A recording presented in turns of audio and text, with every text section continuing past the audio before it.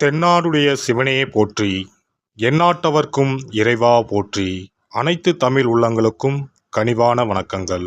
நிகழும் மங்களகரமான குரோதி ஆண்டு ஜூன் மாதம் 15ஆம் தேதி சனிக்கிழமை அன்று உத்திரம் நட்சத்திரத்தில் நவமி திதியில் வரியான் நாமயோகத்தில் பாலவம் கரணத்தினில் மகத்தான ஆனி மாதம் பிறக்கிறது. சூரியன் மிதுனம் ராசியில் சஞ்சரிக்கும் மாதம் ஆனி மாதமாகும். உத்தராயணத்தின் கடைசி மாதமாகும். ஆன்மீக சிறப்புகள் கொண்ட மாதம் இதுவாகும்.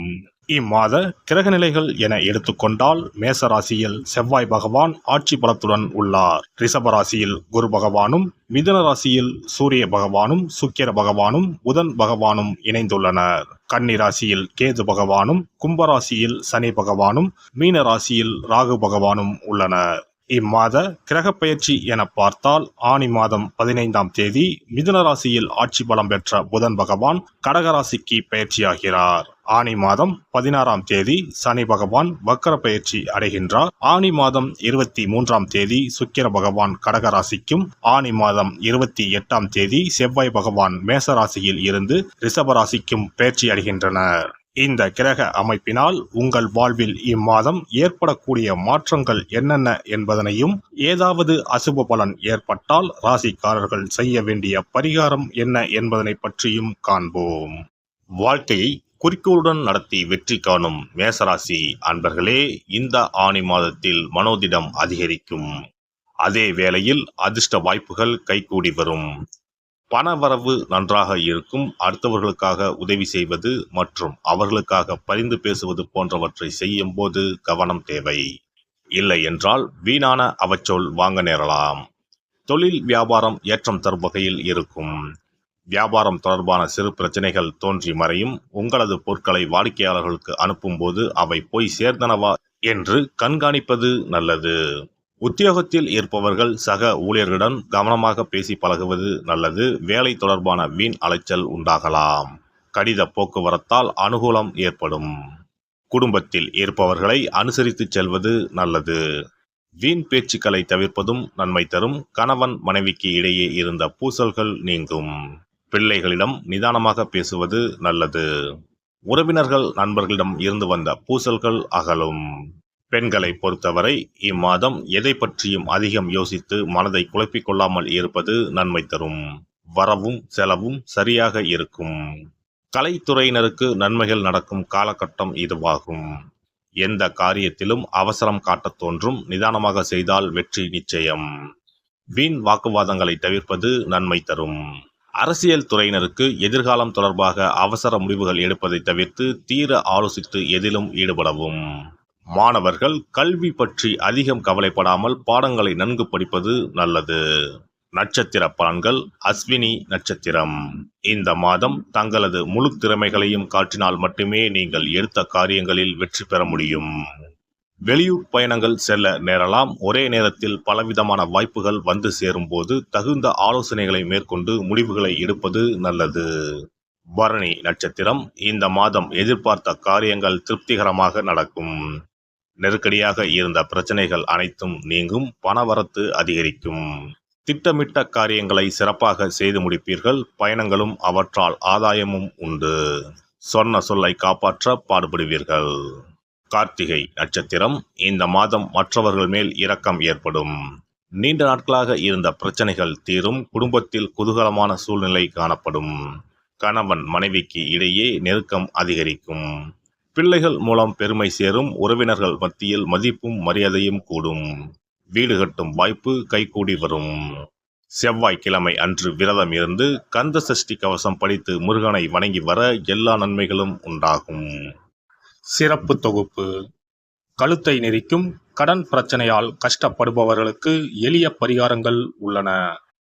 ருண, ரோக, சத்ரு இந்த மூன்றுமே மனிதர்களை வெல்லக்கொள்ளும்.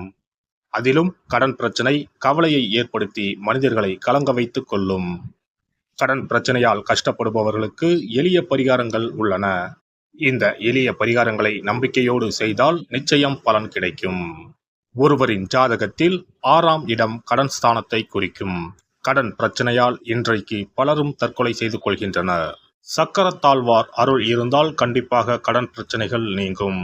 பெருமாள் கோவிலுக்கு சென்று சனி மற்றும் புதன்கிழமைகளில் சக்கரத்தாழ்வார் சன்னதியில் துளசி மாலை சாற்றி 12 முறை வலம் வர வேண்டும். ஒவ்வொரு முறை வலம் வரும் பொழுதும் கடன் தீர்வதற்கு மனமுருக நம்பிக்கையோடு வேண்டிக் கொள்ள வேண்டும். தொடர்ந்து 12 வாரங்கள் செய்தாலே கடன் பிரச்சனை தீர்ந்து மன நிம்மதி ஏற்படும்.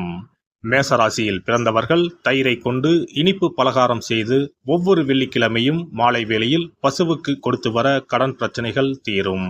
விருச்சிக ராசியில் பிறந்தவர்கள் ஞாயிற்றுக்கிழமை அன்று லட்சுமி நரசிம்மருக்கு காய்ச்சிய பசும்பால் அல்லது பானகத்தை பிரசாதமாக வைக்க வேண்டும். 48 நாட்கள் இந்த பூஜையை செய்தால் கடன் தொல்லையில் இருந்து விடுபடலாம். ரிஷபராசியில் பிறந்தவர்கள் ஜவ்வரிசி கொண்டு இனிப்பு தயாரித்து அதை வெள்ளிக்கிழமையன்று பசுவிற்கு மாலை வேளையில் கொடுத்து வர கடன்கள் அடைந்து சுகம் பெறலாம். துலாம் ராசிக்காரர்கள் பசும்பாலை சுக்கிர ஓலையில் வில்வ மரத்திற்கு ஊற்றவும். 24 வெள்ளிக்கிழமை செய்திட நிச்சயமாக கடன் தீரும். வெள்ளிக்கிழமையில் அரச மரத்தடி விநாயகருக்கு அகலில் 11 தீபமும் 11 முறை வலம் வந்தும் வழிபட்டால் கடன் தீரும். மிதுன ராசிக்காரர்கள் தினசரி சிறிது தயிர் சேர்த்து குளித்து வரவும். கடன்கள் நீங்கும். மாலை வேளையில் சூரிய தரிசனம் அஸ்தமனத்துக்கு முன் செய்து வரவும். கன்னி ராசிக்காரர்கள் சனிக்கிழமைகளில் உளுந்து வடை தானம் செய்யவும். அதை நீங்கள் உண்ணக்கூடாது. மேலும் துளசிக்கு தினசரி நீர் வார்த்து ஒரு மண் அகலில் நல்லெண்ணெய் விளக்கேற்றி வைக்க ருண நிவாரணம் பெறலாம். கடகராசிக்காரர்கள் ஒவ்வொரு ஞாயிறும் சிறிது வெள்ளக்கட்டியை ஓடும் நீரில் விடவும். கடன்கள் வெள்ளம் போல கரைந்துவிடும். சிம்ம ராசியில் பிறந்தவர்கள் ஒவ்வொரு சனிக்கிழமையும் அரச மரத்தடியில் மண் அகலில் நல்லெண்ணெய் ஊற்றி கருப்பு திரி கொண்டு 8 விளக்குகள் ஏற்றி வர கடன்கள் அழிய வழி பிறக்கும். மகர ராசிக்காரர்கள் சனிக்கிழமைகளில் எள்ளுருண்டை செய்து பலருக்கு தானமாய் கொடுத்து வர கடன் தொல்லைகள் நீங்கும். கும்பராசிக்காரர்கள் வியாழன் மாலை 6 மணிக்கு குங்குமப்பூ சேர்த்த பாதாம் கீர் செய்து மகா விஷ்ணுவுக்கு நிவேதனம் செய்து முதலில் தான் அறிந்துவிட்டு பின்பு மற்றவருக்கும் தானமாய் கொடுத்து வர கடன்கள் மலமளவென அடைபடும். தனுசு ராசிக்காரர்கள் செவ்வாய்க்கிழமைகளில் ஆலய பணிகளுக்கு செங்கல்கள் முடிந்த அளவு வாங்கி கொடுக்க கடன்கள் அடைந்து நிம்மதி பெறலாம். மீன ராசிக்காரர்கள் செவ்வாய்க்கிழமை அன்று மதியமோ இரவோ நோயாளிகளுக்கு சப்பாத்தியை தானமாக கொடுத்து வர கடன்கள் வேகமாக அடைய ஆரம்பிக்கும். குறைந்தது 9 சப்பாத்திகள் கொடுப்பது நல்லது. செவ்வாய் பகவானை மனதார நினைத்துக் கொள்வது நலம் தரும். பௌர்ணமி நாளில் குலதெய்வத்திற்கு படையலிட்டு வழிபடுவது சிறப்பு. குலதெய்வ படம் இல்லாதவர்களும் குலதெய்வம் பற்றி தெரியாதவர்களும் 5 முக குத்துவிளக்கை பூஜை அறையில் ஏற்றி வைத்து படையல் போட்டு கற்பூர ஆரத்தி காட்டி கடன் பிரச்சனை நீங்க மனதார வேண்டிக் கொள்ளலாம். இவ்வாறாக 9 பௌர்ணமிகள் விடாமல் இந்த பரிகாரம் செய்ய கடன் தொல்லைகள் எளிதாக தீர்ந்துவிடும். கடன் தீர்வதற்கான வழிகளும் கிடைக்கும். இந்த பரிகாரத்தை அனைத்து ராசிக்காரர்களும் செய்யலாம். எல்லாம் வல்ல இறையருளால் நீங்களும் உங்கள் அன்பு குடும்பமும் உடல் நலம், நீலாயுள், நிறை செல்வம், உயர் புகழ், மெய்ஞானம் ஓங்கி வாழ்க வளமுடன்.